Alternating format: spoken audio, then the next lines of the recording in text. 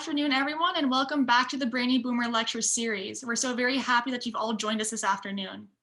In 2007, the McGill University Research Center for Studies in Aging, or the MCSA's Education Committee, started the Brainy Boomer Lecture Series in order to suggest practical steps to both improve and maintain brain health, as well as to promote healthy lifestyle choices amongst the most populous generation in history. The MCSA's Education Committee, which was founded in 1996, has three main objectives: identifying education needs of healthcare providers, seniors, caregivers, and the public, and to develop responses to meet some of those needs; to enhance the positive image of the aging process by addressing stereotypes and myths about aging; and finally, the dissemination of research on aging. Clara Yan is a graduate student from the Dietetic and Credentialing Program of the School of Human Nutrition at McGill University. She graduated from Mount St. Vincent University with a master's degree in applied human nutrition in 2016 and worked in Toronto for 2 years in nutrition counseling before coming to McGill. She is passionate about human nutrition, particularly in type 2 diabetes management, probiotics, and human well-being. She is doing her community stage now and is expected to graduate at the end of 2021 to be a registered dietitian. Before continuing, we would just like to remind you to please mute your microphone on Zoom, and that if you have any questions, you can either wait till the end of the conference to ask them, or you could write them down in the chat box on Zoom. And now I'd like to invite Clara to start her presentation, Nutrition and COVID. Thank you very much, Kaylin, for that nice intro. Hi, everyone. I'm Clara.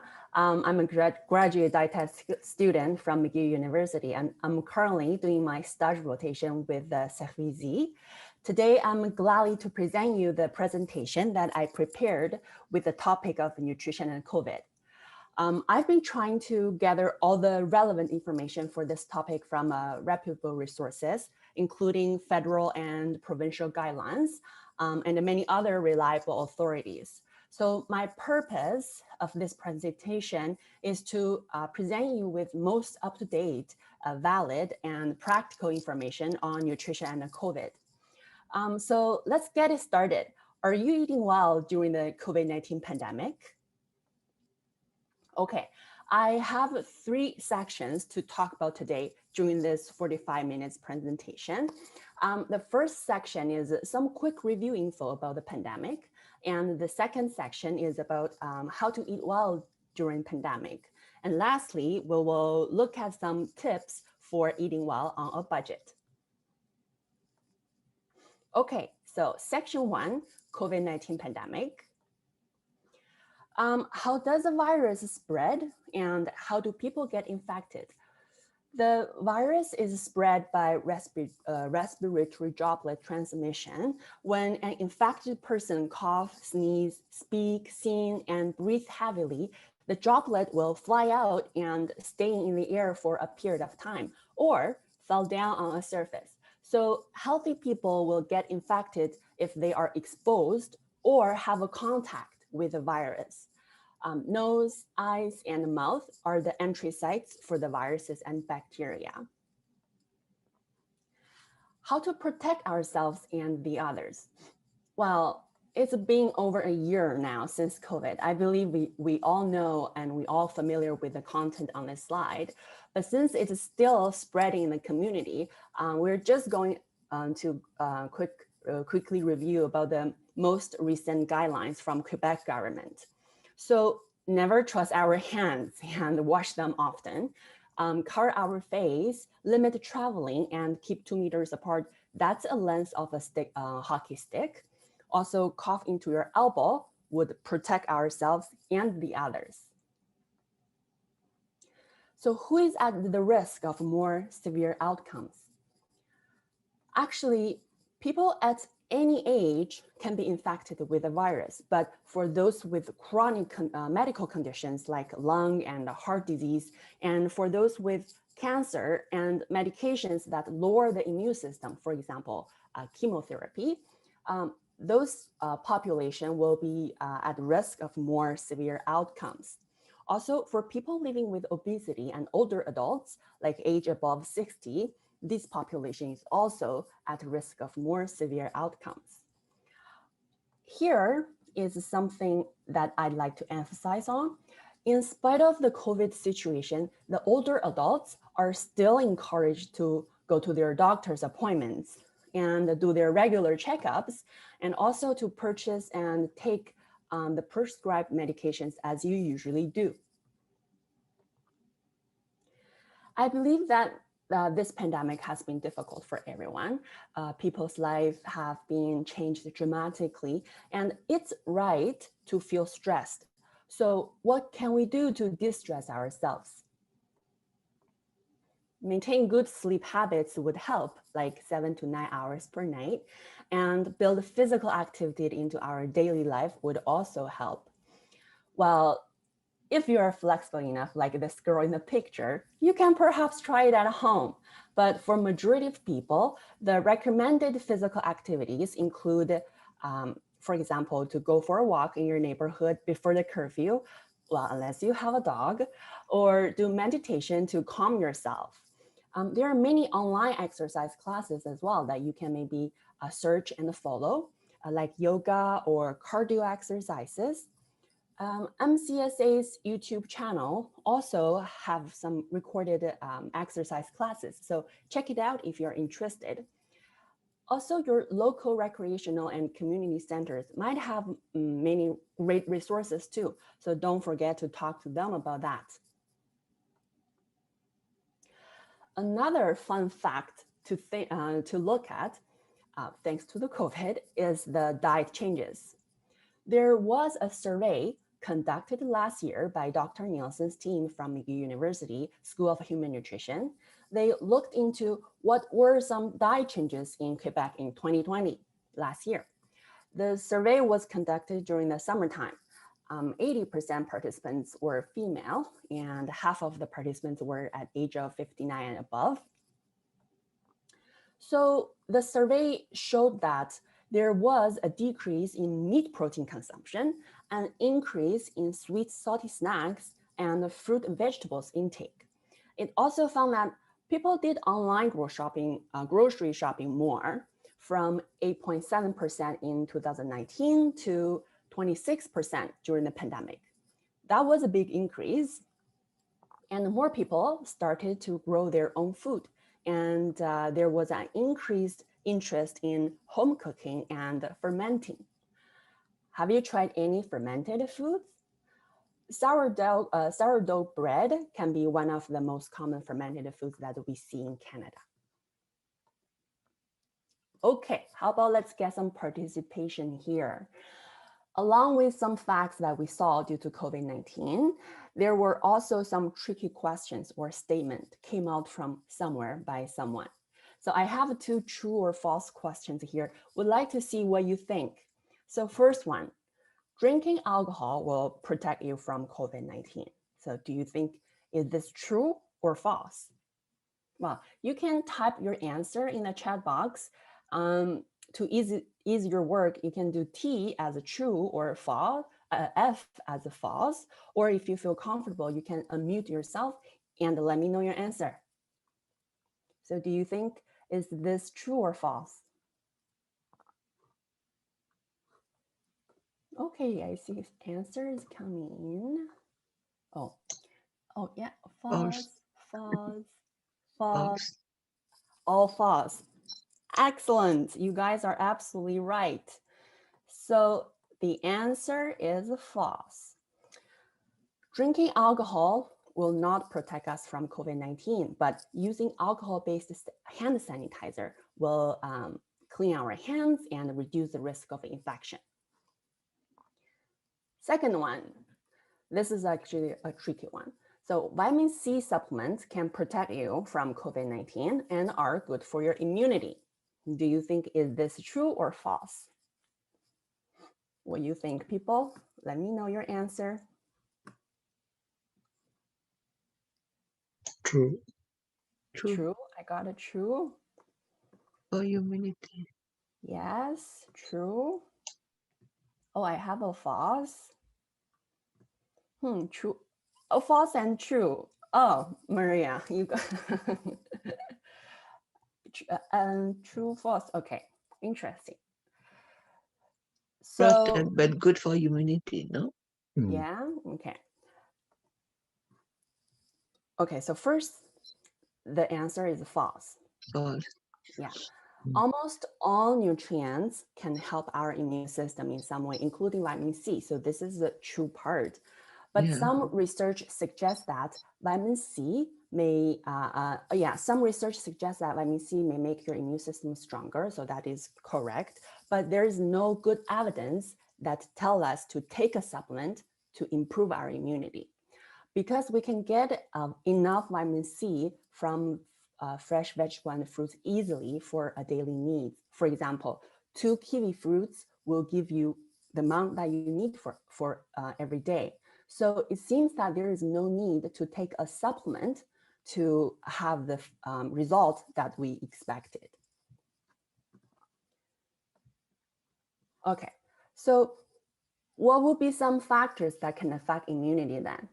The purpose of this slide is to show you that there are so many things that can affect our immunity. So I have a 15 listed here, not only by nutrition, but nutrition definitely is an important part of the game. So from nutrient intake, sleep, physical fitness, even pollution, they all can affect our immunity. So our immunity is really affected by multiple factors. The first column, highlighted in the green, are the factors can serve positive impact on our immunity. For example, with proper nutrition, it benefits our immune system. With proper sleep, physical activity, vaccination, and gut microbiome, they can all improve our immunity. So the proper gut microbiome means that there are good bacteria and a good amount of good bacteria in your gut. So you see, immunity is determined by multiple factors rather than only one or two.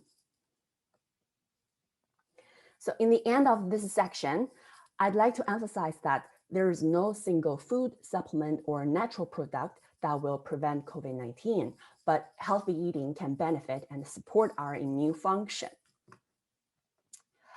I believe that the term of healthy eating is not a strange term to you, isn't it? You must have heard about it for so many times from different health professionals. So what does a healthy eating mean? And what do we need to do in order to comply with this healthy eating that everyone is talking about? Does it mean that I have to eat like a rabbit? No, not really. So now it brings us to the section 2, how to eat well during the pandemic. First of all, I'd like to briefly talk about the Canada's Food Guide. I believe many of you have heard about it as well. A dietitian called Yufi Zhan actually talked about it in depth last year in his presentation. The recorded video is available on MCSA's YouTube channel. If you're interested, feel free to check it out. For me, there are 2 points that I'd like to address. So one of the main messages that the guide is trying to tell us is to eat a variety of food every day. So the variety means that to have different types of veggies and fruits. See how colorful this side is? So that's what variety means. And also to have different types of protein foods with a focus of more on the plant-based foods like legumes or tofu.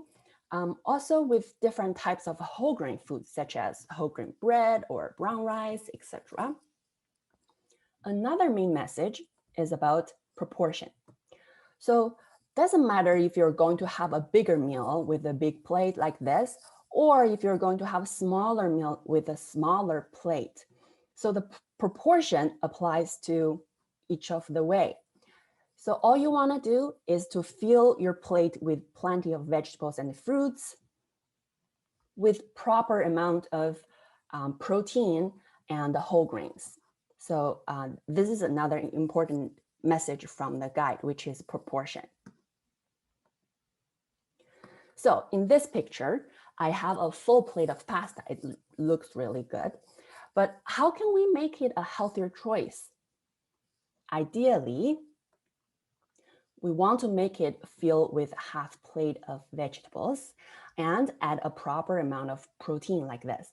But even if we have a less amount of the vegetables than the ideal amount, it is still considered as a healthier choice, right?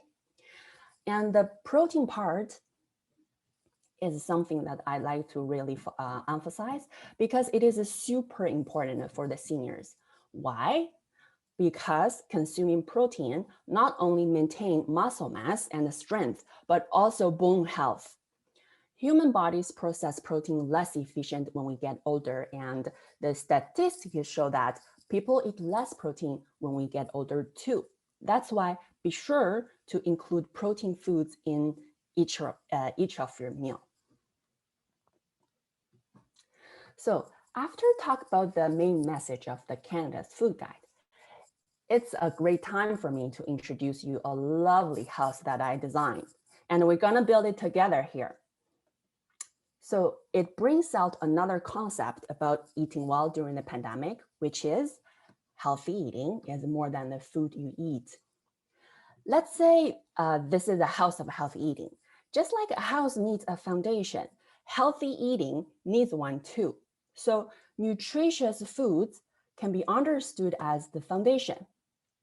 We need a nice and strong foundation to build up the house in order to build some other parts. So the foundation is super important. Well, this house now looks quite busy. Please let me talk about it one by one. I'd like to be more specific with you on what does nutritious food exactly mean. It means that the foods that are nutrient dense and are whole foods. So nutrient dense means that the food contain more of nutrients with less of calories, for example, vegetables and fruits. And the whole foods means that before you eat it, it is less processed, like whole grains, whole bread, whole grain bread. So this is the foundation of a healthy eating. Then what's the next? It's eating with others. Since we are isolated from friends and families, from other households, eating with others plays an important role in healthy eating, especially during the pandemic. I'm aware that people might have a different pace of life, even they live under the same roof, but they don't have time to eat meals together due to different reasons. So if you live with your families or maybe with the roommates, try to arrange your time to sit and eat with them together without any distractions from electronic devices. If you live alone, live alone, maybe try to arrange virtual brunch, lunch, or dinner with your families and friends so that you will still stay connected with them and eat scheduled meals. Okay, the second room we're going to build is to enjoy the food. Making eating an important part of your life and take time to eat. To do that, we can chew food thoroughly to experience all the aromas, textures, flavors, and the taste, or try to grow your own food maybe. By experiencing from seeding to harvest, it may make you enjoy your own food much more. Well, growing our own food doesn't mean that we have to live in a house or have a big backyard. If you live in an apartment like me, maybe we can try to grow something small. For example, herbs or cherry tomatoes in the pot. Well, winter is very restricted to grow our own foods, but it might be a good time for us to look for some information and get ourselves ready for the spring. The third room we're going to build is eating mindfully. Another dietitian called Vanessa Maggio, she gave a talk last year at MCSA as well.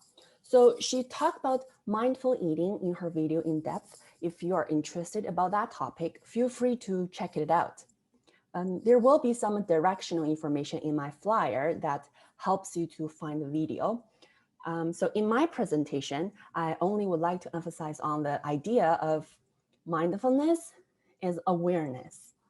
So it means that you are able to notice when you're hungry and when you're full, Also, to be aware of your own hunger cues, ask yourself, why am I about to eat?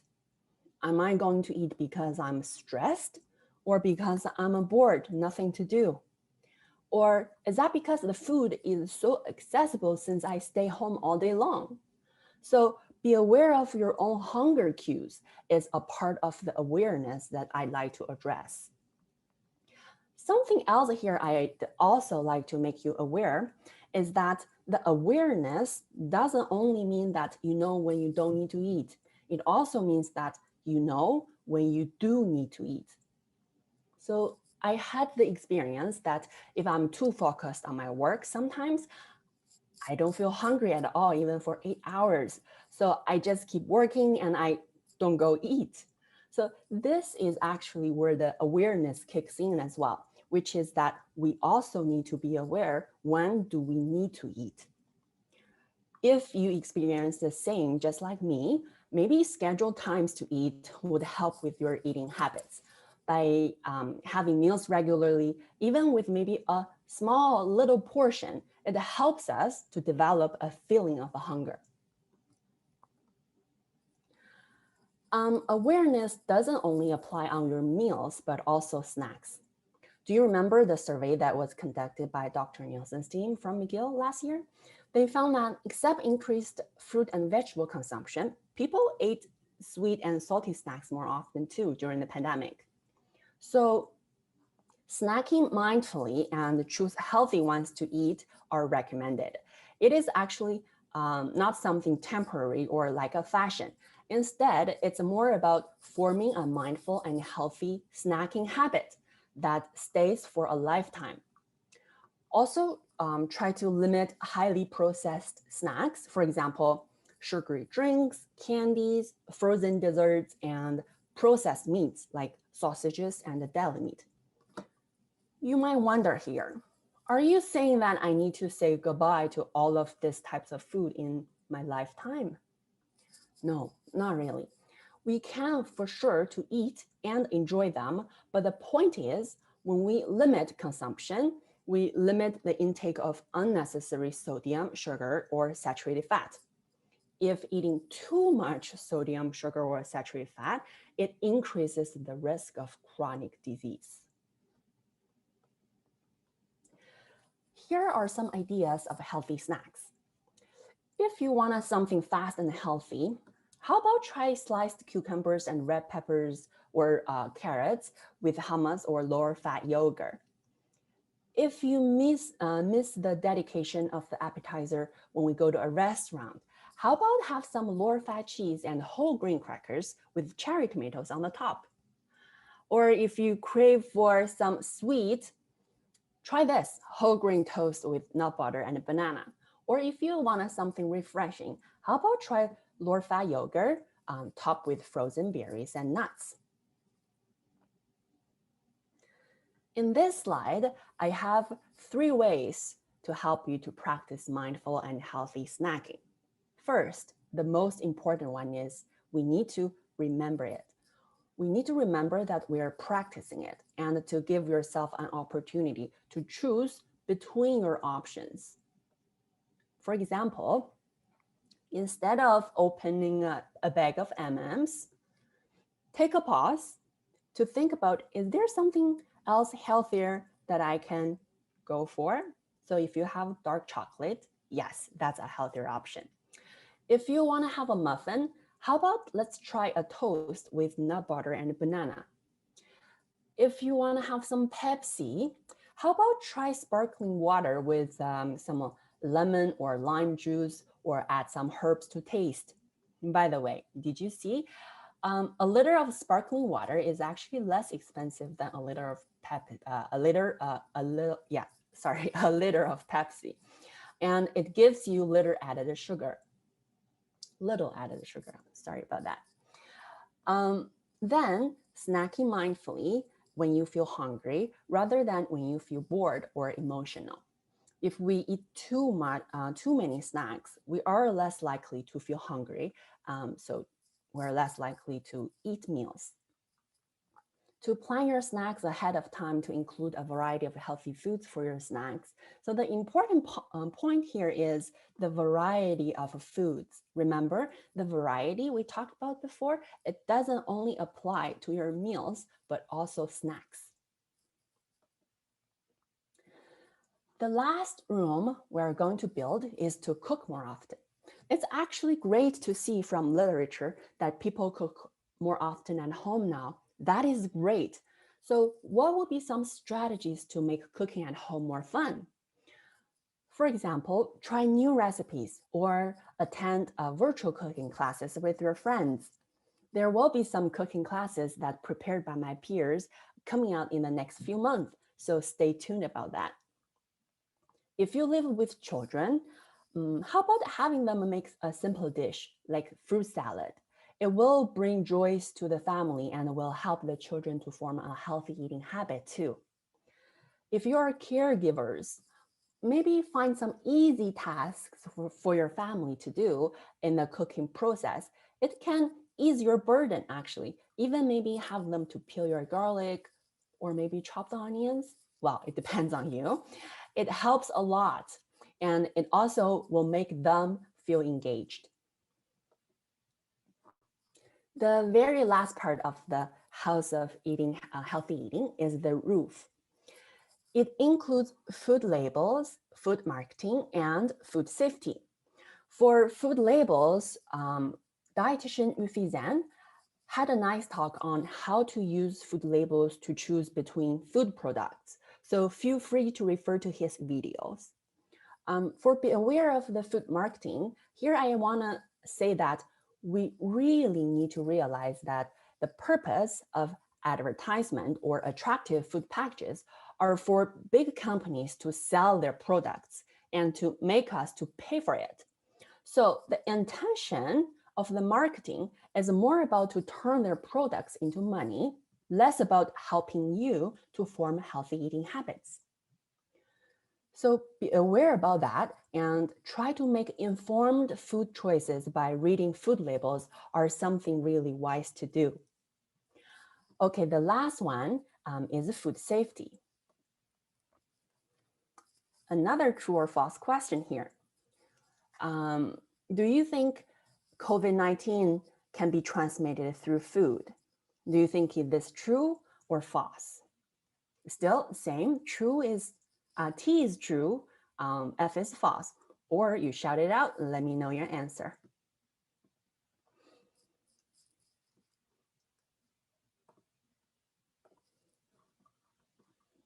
I have some false and I have some true, false, true, mixed with false and true, yeah. Okay, so let's see if this is true or false. Okay, the answer is not really. Coronaviruses are generally thought to be spread from a person to person through respiratory droplets. Currently, there is no evidence to support transmission of COVID-19 associated with food. There are no confirmed cases of COVID-19 being spread through food or food packaging. How about this one? Should we wash fruit and vegetables in detergent? What do you think? Yes or no?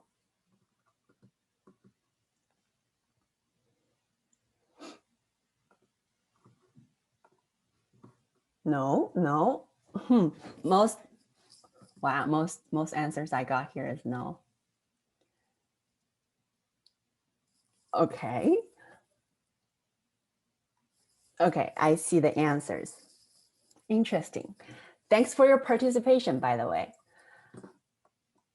The answer is no. So it is not recommended to wash fruits and vegetables with soap or detergent because fruits and veggies have porous surfaces.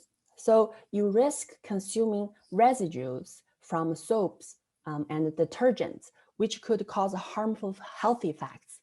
So the risk of contracting COVID-19 from fruits and vegetables is very low.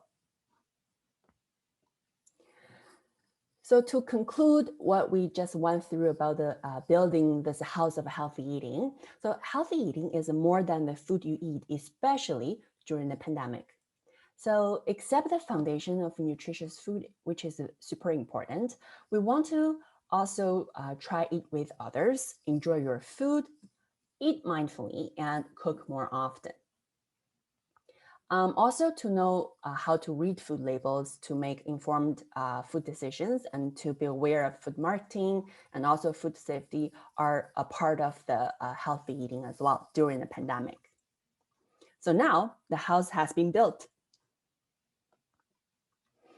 Although a healthy eating pattern is important for your overall health, there are no specific foods or supplements that can prevent you from catching COVID-19. Okay, now we come to the last section of the presentation. This is a fun part, which is eating well on a budget. So I will be talking about it from 6 strategies: looking for sales and get the deals, plan for your grocery trip, stick to your list, store food properly, reduce food waste, and digest recipes. First foremost, one of the most useful information I want to give you is about how to use flyers. Do you use flyers to guide your grocery shopping? If yes, excellent. Let's see, is there anything else we can build it up based on what you know? If no, don't worry, you got covered today. So there will be some useful information that you can take it home. You can either use paper flyers to know what is on sale, or there are some great apps or websites that gathers all the flyers from different stores for you to look at. Here, I have 4 amazing apps for flyers or web resources for flyers, except the first one, circular.ca, it doesn't have an app. The rest of them, you can maybe browse them on your computer with a bigger screen from their website, or you can download it to your smartphone and to take a look from there. So you would need to locate yourself with a postal code and find stores that are near you. And also the last thing is, don't forget to compare the prices. That is very important. For example, IGA and Super C are the 2 stores that are near me. The flyers that I'm showing you now, they are actually valid till tomorrow. So look at the prices for the grapes. IGA has $1.74 per pound and Super C has $2.99 per pound. Although I thought that usually the price in Super C is cheaper than IGA's, but if we try to get the deals and avoid spending the money that we can save, we really have to check and compare the prices. So after knowing which store offers what deals and it's time to plan for the grocery trip, prepare a shopping list before stepping out your door can prevent you from unplanned purchasing. It's also very helpful to make the items on your list organized by categorizing the type of food. For example, in my list, I have bananas, grapes, oranges, and blueberries listed under the fruits category. And I have broccoli, tomatoes, etc. under vegetable category. I have a whole grain bread pasta under the grain products and some other, for example, salmon, eggs, low-fat yogurt, those protein food listed under the protein categories. You may wonder, why do you want to do this? Or why do I want to do this? Because you want to reduce the time you are going to stay in the store to reduce the risk of catching the virus. Instead of strolling for 30 minutes in a store, we can be determinate on the items that we want to get and only maybe take 15 minutes to get everything done. Also, when we look at the list we made, take a look of it to see if it reflects the Canada's food guide. So what you buy usually will be what you eat in the end.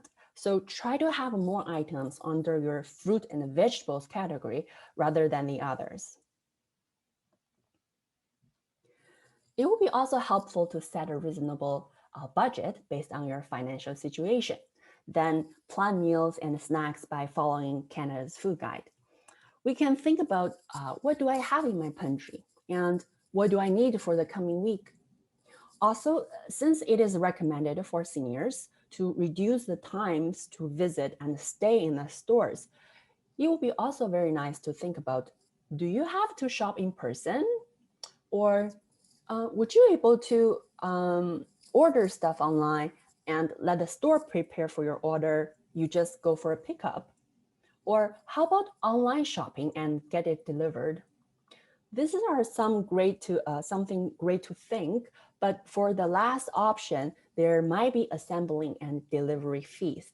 So in my opinion, the safest way to go could be order your stuff online and we just go for a pickup. Well, if you shop in person, make sure to avoid peak hours like weekends.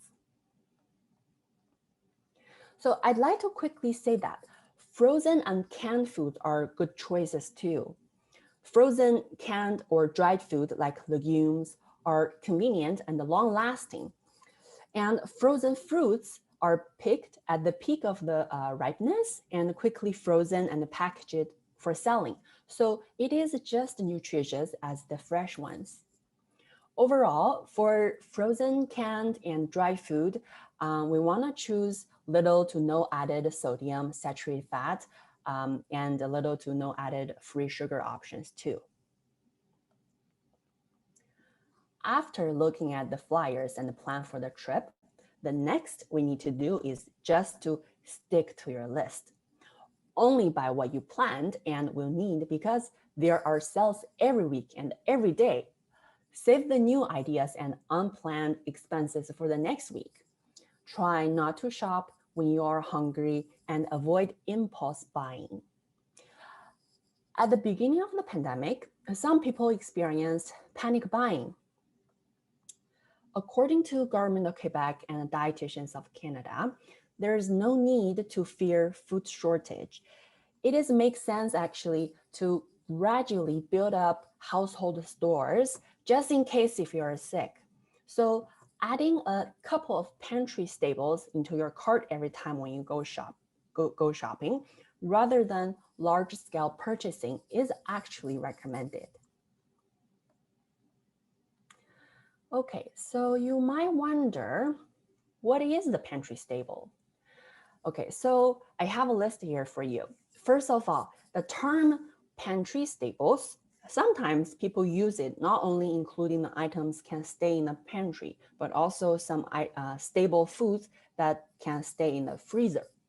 So in your pantry, you can prepare some canned stuff, for example, canned beans, soup, sauce, vegetables, fish, and also sodium reduced broth or pasta and rice.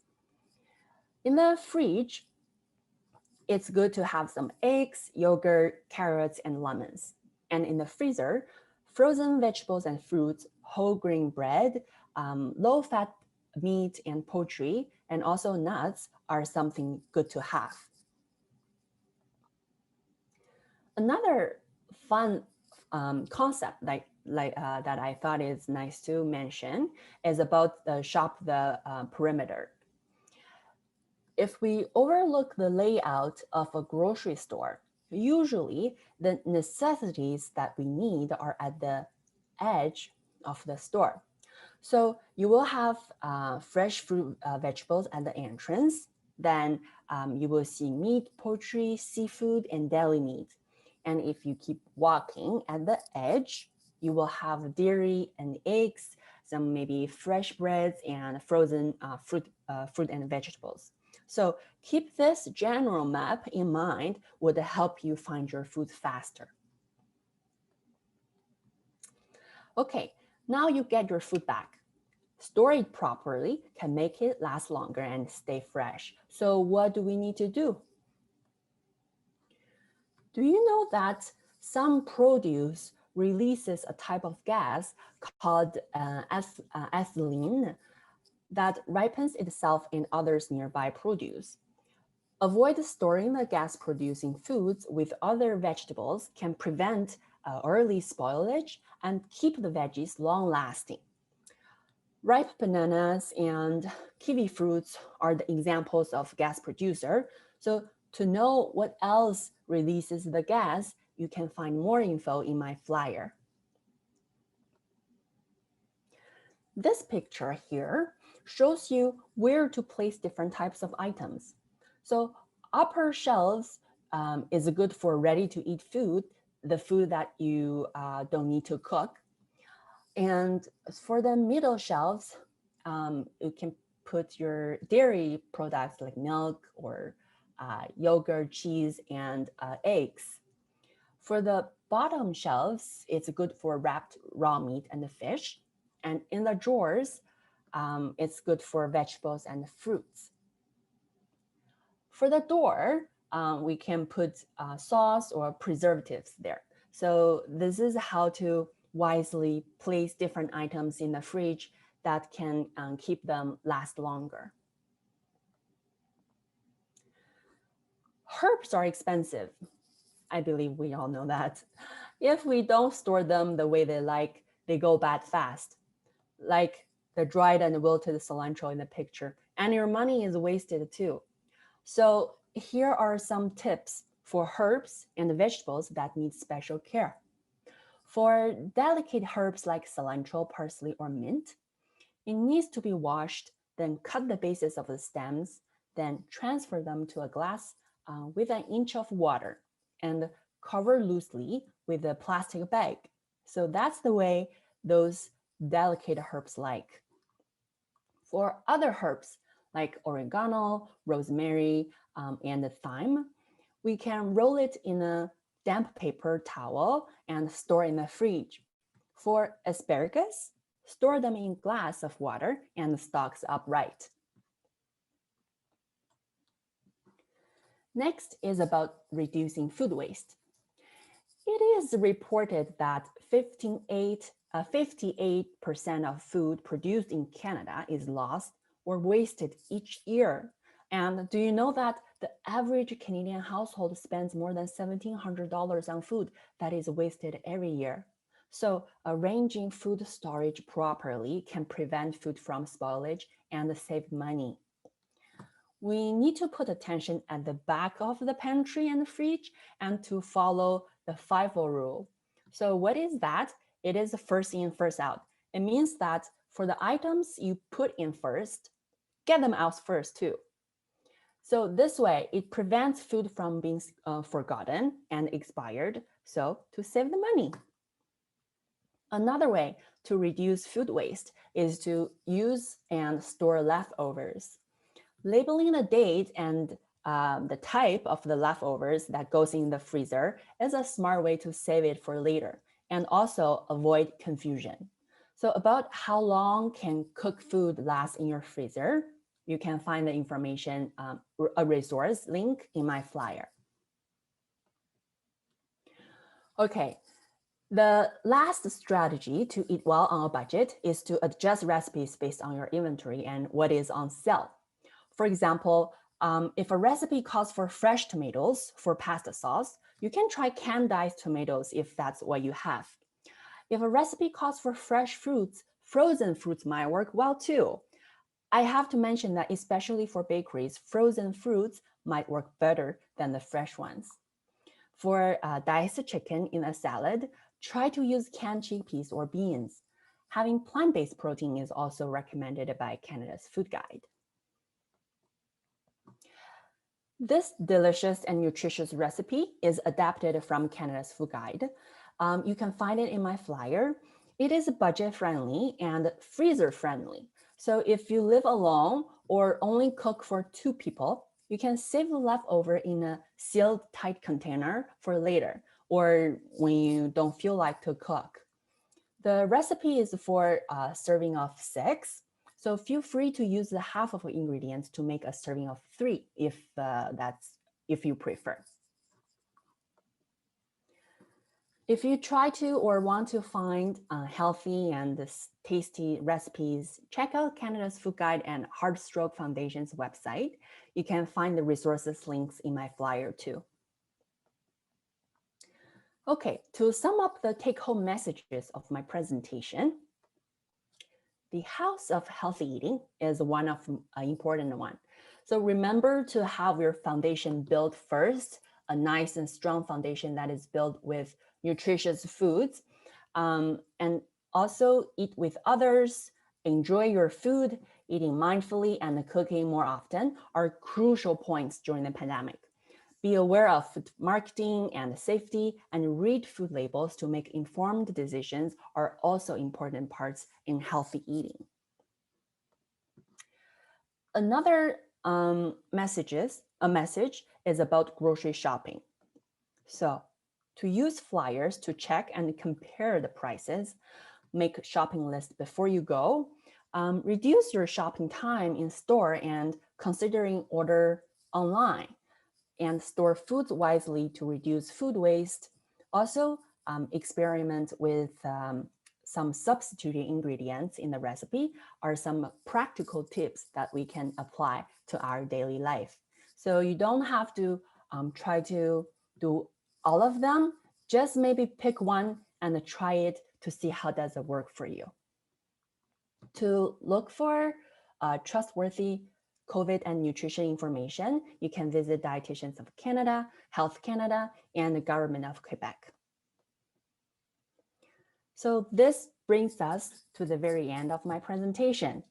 I would like to thank my supervisor, Mary Hendrickson, and preceptor, Maria Maiolo, for their generous and patient advices. And also thank you, my audience, for making your time for the event. Thanks for your listening. Lastly, I'd like to end my presentation with what Dr. Teresa Tam tweeted on Saturday. She said that less than 1% of the population has ever run a marathon, but now we're all a part of the COVID-19 marathon. Let's dig deep and give it our best effort. I hope you enjoy the presentation and stay safe and eat well. Thank you. Thank you so much for that fantastic presentation. We can take any questions now if anybody has. We already have one in the chat box. It says, could you give an example of a microbiome? Yes. As I mentioned, gut microbiome is a good or proper gut microbiome can help with the immunity. For example, the food that has good microbiome, let's say yogurt, fermented foods. So fermented foods all have good bacteria. So when I use the bacteria, it doesn't mean it's a bad thing because there are good and bad differences. So for example, yogurt or fermented like sauerkraut, food like that. Yeah. Perfect. We also have another one asking, what do you think about probiotics? Yeah, that's interesting question. So probiotics, there's a lot of story if I'm going to open that chat box, that area. Long story short, probiotics has been there for so many years, like since Great World War II, I remember. So in our gut, the good bacteria, we call it probiotics. And we want to have a good amount of the good bacteria to bring us the health effects. So if you eat fermented foods, it automatically gives you the good bacteria into your gut, and that is what your body needs. But for the supplements, so this is another big part. It will depend on your own situation, like your health conditions, because the supplements is not for everyone. So if you're thinking about supplements, I would definitely recommend you to talk to your doctors and dietitians. So based on your own conditions and ask them which one or whether should I take supplements. But food is good. Perfect. Somebody has a question here. Are prebiotics necessary for probiotics?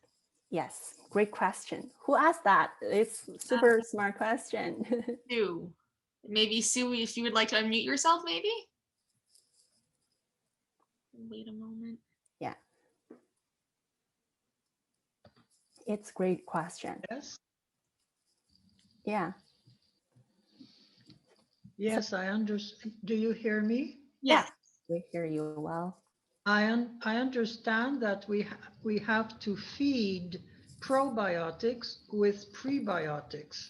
Right. They work together, so I'm confused of what I should do. Yeah. So for prebiotics, what we can find from food, like what food give us prebiotics, the food that have fibers, for example, vegetables like kales, carrots, or some fruits like apples, bananas, those have good amount of fiber. So prebiotics is actually just the fiber for our easier understanding.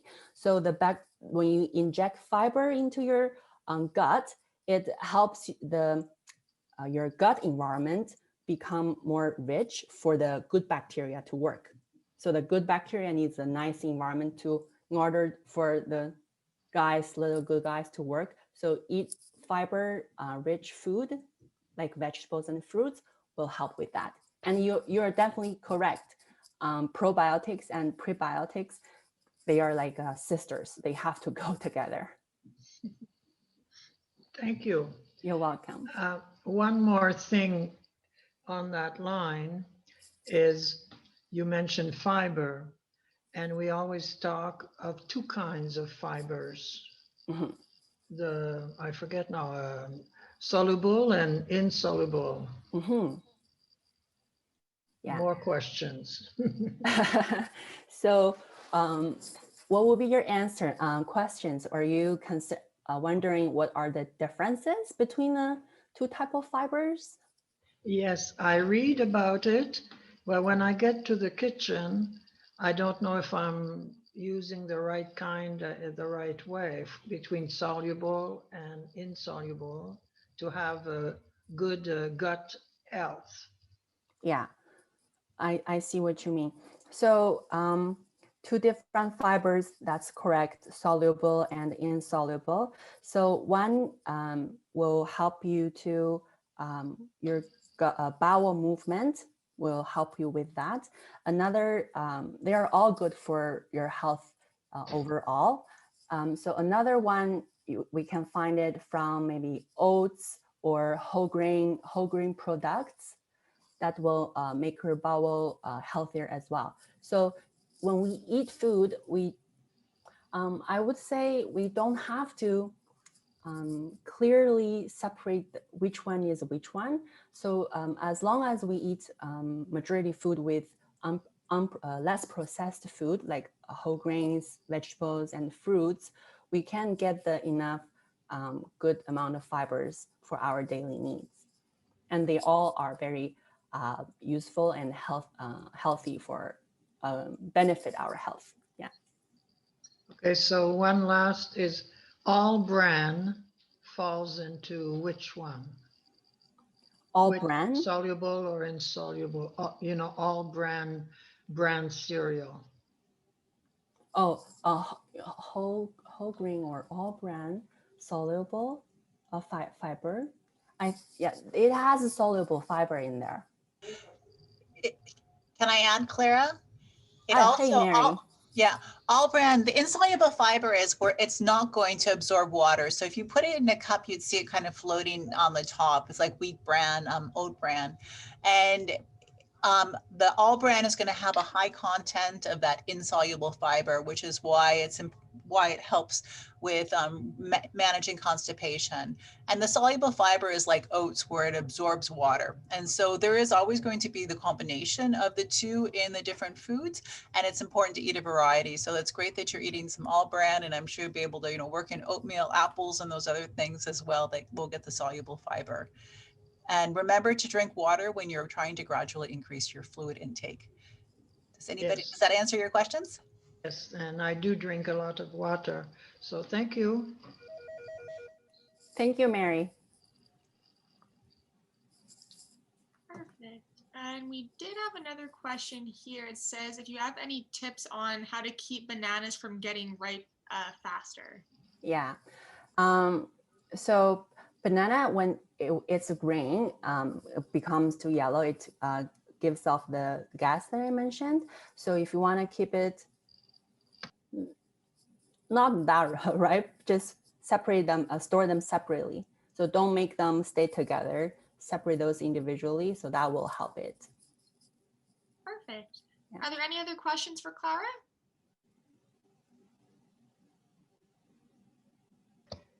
Yes, it's Sue again.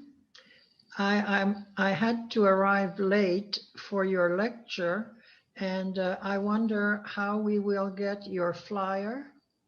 Yeah. So yeah, the flyer is in the email, the reminding email you received. It's supposed to be in your inbox already. So there are 3 documents in that email. One of the document is my flyer, so you can find it. And there are some hyperlinks in the flyer. So if you put your mouse, your cursor there, it will bring you to the links that I mentioned. I also just put it in the chat box again. If Oh. it's easier just to click it for you. Yeah, that's great. Thank you, Caitlin. No problem. Any other questions?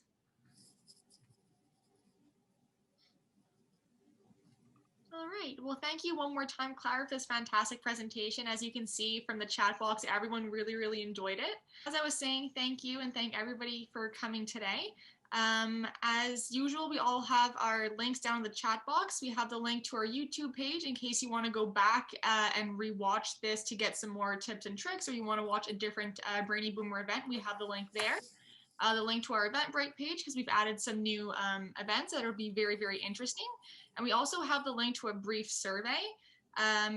We would love to hear some feedback about today's event or any other Brainy Boomer event that you've attended. We also have the link to our donations page. If you'd like to get some more information about MCSA or make a donation, you could just click the link in the chat box. Our next event is going to be Thursday. It's our exercise for seniors with Juliana Guerrero. That's going to be a really good one, so I wouldn't want to miss it. And just one more time, thank you so much and have a great day, everyone. Thank you, Kaylin.